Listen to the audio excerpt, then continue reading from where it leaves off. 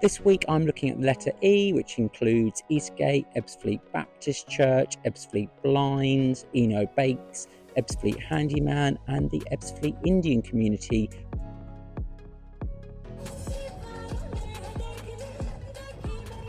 This week I'm starting at Ebbsfleet Green, or Weldon is also known, which has the Spring River pub, the primary school and the co-op.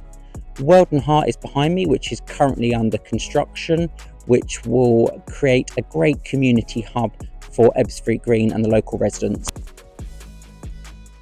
Ebbsfleet Green Primary School is the heart of Ebbsfleet Valley, providing high quality education for local children. Part of the Maritime Academy Trust, Ebbsfleet Green Primary embraces innovation in teaching while fostering a warm and inclusive atmosphere. Ebbsfleet Event Committee are hosting their first Easter fair in April, so that's the 12th and 13th, so do pop along and support some great local businesses, and that's being held at Jubilee Park behind me on Castle Hill.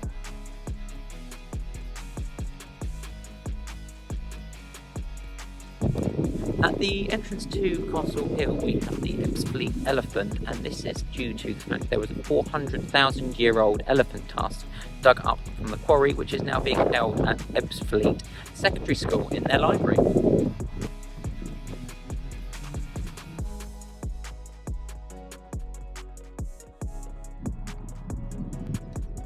Explosion behind me was designed by Jessica Lloyd-Jones, the entrance to Castle Hill. She took inspiration from the quarry itself, the White Cliffs and the water pools that we have here, hence why it illuminates blue at night. Eastgate Community Centre and Church on Springhead Park was the first community centre in Ebbsfleet Valley, which has a coffee shop, hires out space for business meetings, parties, and you'll find they host a church service here on a Sunday.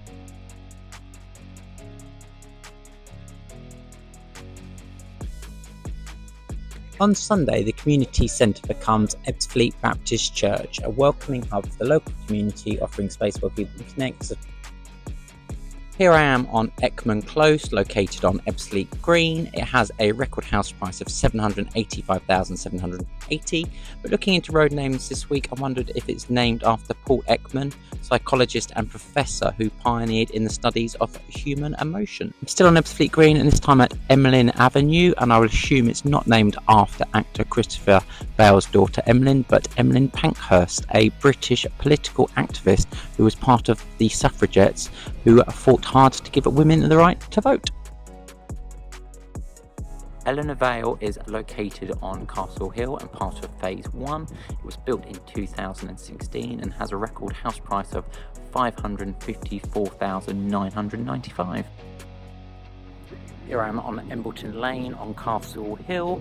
I can only assume that Embleton is named after the village in Northumberland.